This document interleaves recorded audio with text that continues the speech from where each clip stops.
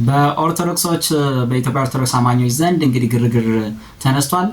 ይሄን ሁሉ ለምንድነው ይሄን ያህል ትኩረት ያገኘው ሲባል አንደኛ የሥላሴ ጉዳይ መሰረታዊ ዶግማ የሆነ ጉዳይ መሆኑ ነው። ሁለተኛ በእስልምና ዘንድ የነበረው በእስልምና ላይ ሲሰሩ የነበሩ ኦርቶዶክሳውያን እፎይ አይነቶቹ አላህ ወንድ ነው ብሎ ሲከራከሩ ነበረ። የቁርአን አያ ጠቅሰው ሚስት ሳይኖረኝ እንዴት ልጅ ይኖረኛል ብሎ አላህ የተናገረበትን የቁርአን ክፍል አንስተው ስለዚህ ወንድ ነው አላህ ሚስት የለኝም ያለው ወንድ ስለሆነ ነው ብሎ ሲከራከሩ ነበር። ጾታ አለው። ሁለተኛ ከሁሱ ጋር በነበረው ክርክር ከሙስሊም ኡስታዝ ጋር የነበረው ውይይት ላይ ካያችሁ አላህ ጾታ አለው ወይስ የለውም፣ ብልት አለው ወይስ የለውም የሚል ጥያቄ ጠይቆት አልተገለጸም ብሏል። እና በሙስሊሞች ዘንድም በሐበሽና በዋሃቢያ መካከል የነበሩትን ጭቅጭቆችና ልዩነቶች አይታችኋል። ያንን ሁሉ ነገር ኪዮስ ደግሞ የፈጠረው ደግሞ ይሄ በእፎይ በኩል የተሰራው አንዱ ስራ ነው። የእፎይን ስራ ገደል የሚከት ነገር ነው በዚህ በአራት አይናዎቹ በሊቀ ሊቃውንት በተባሉት ዘንድ የተነሳው ማለት ነው። በእነ ዶክተር ዘበነም ጨምሮ የተነሳው ጉዳይ ጾታ አለው። እነ ዘበነ የሚሉት ጾታው ግን በጾታ እንገልጸዋለን ነገር ግን አይታይም ነው። አይን አለው፣ እጅ አለው፣ እግር አለው፣ እንደ አዳም አይነት አካላቶች አሉት ነገር ግን አይታይም ነው የሚሉት። ልክ ከሙስሊሙ አላህ ምንም አይለይም ማለት ነው። አልተገለጸም አለው ግን አልተገለጸም ብለው ሲመልሱ ስለነበር ማለት ነው። ስለዚህ የነ እፎይን ስራ የሚያከሽፍ ስለሆነ ብዙ ግርግር ተነስቷል። የሊቃውንት ጉባኤ ተሰብስቦ መልስ መስጠት እንዳለበት ተነግሯልና እንግዲህ የሊቃውንት ጉባኤ ተቀምጦ ወይ አራት አይናው በይቅርታ ይመለሳሉ ወይ ደግሞ ይወገዛሉ ወይ ደግሞ ኦርቶዶክስ ቤተክርስቲያን ኦፊሻሊ ስለ ሥላሴ ማስተምረው ይሄ ዶግማ ትምህርቴ ስለ ሥላሴ ማንነት ይሄ ነው ብላ ማስቀመጥ ይኖርባታል ማለት ነው። ለማንኛውም ግን ክርስቲያኖች እኛ ወንጌል አማኞች የምናምነው እግዚአብሔር አምላካችን ያህዌ በሶስት በስሉስ አካል የተገለጠ በመለኮት አንድ የሆነ አምላካችን እግዚአብሔር መንፈስ ነው። ጌታችን ኢየሱስ ክርስቶስ ስለዚህ ሲያብራራ እግዚአብሔር መንፈስ ነው በዮሐንስ ወንጌል ምዕራፍ 4 ቁጥር 24 ላይ የሚሰግዱለትም በእውነትና በመንፈስ ሊሰግዱለት ያስፈልጋቸዋል ብሎ እግዚአብሔር አምላካችን መንፈስ እንደሆነ ይናገራል። እግዚአብሔር አብንም ያየው ማንም የለም ብሎ ተናግሯል በዮሐንስ ወንጌል ምዕራፍ 1 ላይ። በዮሐንስ ወንጌል ምዕራፍ 1 መሰረት እግዚአብሔር አብን ያየው ማንም የለም በቅፉ ያለ አንድያ ልጁ ተረከው ነው የሚለው። እግዚአብሔር አምላካችን እግዚአብሔር አብ ማንም አይቶት የሚያውቅ የለም።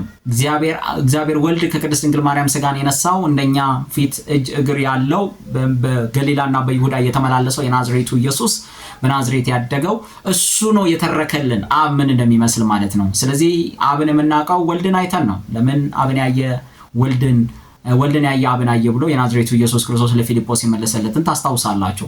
ስለዚህ ጌታን ኢየሱስ ክርስቶስን ስናይ የአብን ማንነት እናውቃለን። መንፈስ የሆነውን አብ ወይ ደግሞ በስጋ ይሄ በሚታይ በሚዳሰስ መንገድ ያልተገለጠው እግዚአብሔርን አብ ማንነቱን፣ ባህሪውን፣ በጎነቱን፣ መልካምነቱን በጌታ በኢየሱስ በኩል እናውቃለን ማለት ነው። ሌላኛው የሥላሴ አካል እንግዲህ ሶስተኛው የሥላሴ አካል ወይ ደግሞ መቀዳደም የሌለበት ቢሆንም ሶስተኛ አካል የምንለው መንፈስ ቅዱስ የእግዚአብሔር መንፈስ ማንም ያየው የለም። መንፈስ ቅዱስን ያየው የለም። ነገር ግን ማንነቱን ክብሩንና የስጦታውን ግን ሐዋርያቶች አይተውታል። እኛም በዘመናችን አይተነዋል። በመንፈስ እንረዳዋለን ወይ ደግሞ እናውቀዋለን። ከዛ ውጭ ግን እጅና አይን ጥፍር አለው ብለን ግን መንፈስ ቅዱስን ልንናገር አንችልም። አለው ግን አይታይም አይገለጽም ብለን ልክ እንደዘበነ እንደ ኢትዮጵያ ኦርቶዶክስ ሊቃውንት እንደሱ እኛ እናምንም። እግዚአብሔር አምላካችን ምንድነው ከተባለ መንፈስ ነው። ስለዚህ ስለ አካል ዲስቲንክት የሆኑ አካላት አሉ የስ ነገር ግን አንድ መለኮት አንድ የመለኮት ኢሰንስ ግን አላቸው ብለን እናምናለን ማለት ነው። ስለዚህ ይሄንን የጠራ ትምህርታችንን ገልጠን እናስተምራለን። ለሙስሊሞችና ለኦርቶዶክሶች የምናደርገው ጥሪ ምንድነው?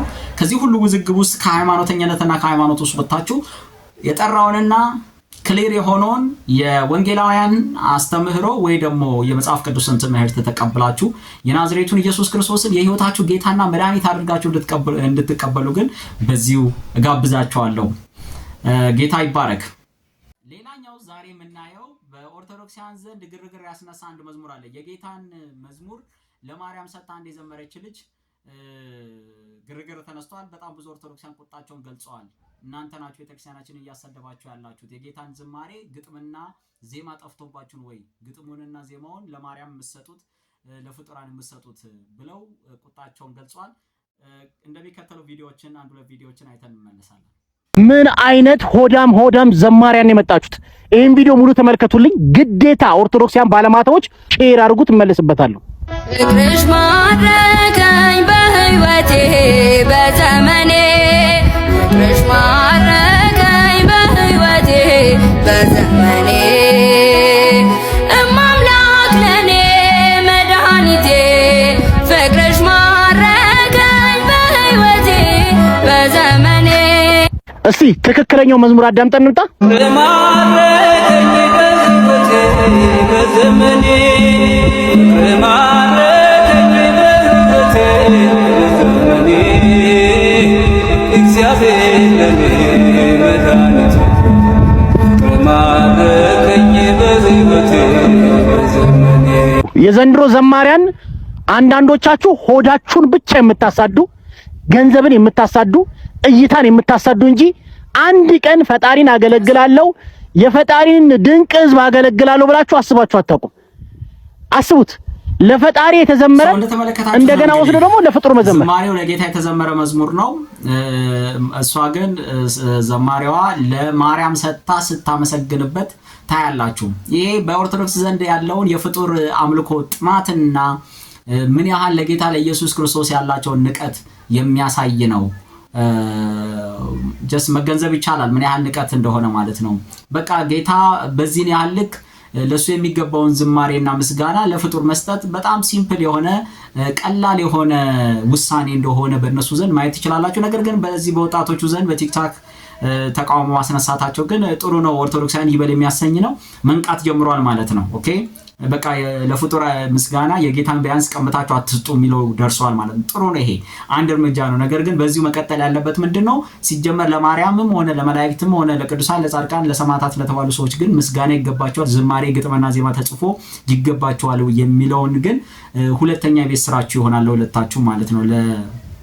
የጌታን ምስጋና ለማርያም የሰጠችዋ እናንተ ደግሞ ለጌታ የተዘመረው ለማርያም ሰጠሽ ብላችሁ የተከራከራችሁትም ለሁለታችሁም ለፍጡራን ከእግዚአብሔር ውጭ ምስጋና አይገባቸውም የሚለውን መረዳት ወደ መጽሐፍ ቅዱስ ሄዳችሁ መጽሐፍ ቅዱስን አንብባችሁ ወደዛ አይነት መረዳት እንድትደርሱ እንጋብዛችኋለን ማለት ነው። ጸጋ ከእናንተ ጋር ይሁን።